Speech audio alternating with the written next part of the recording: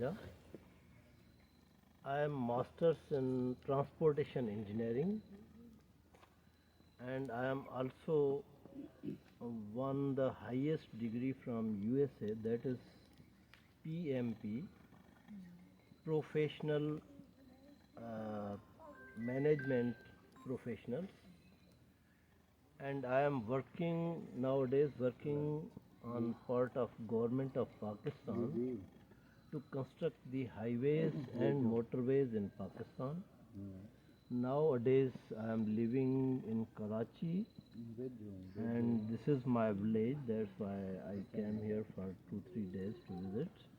Annually I visit here, and now I am posted in Balochistan, the hardest area of Pakistan.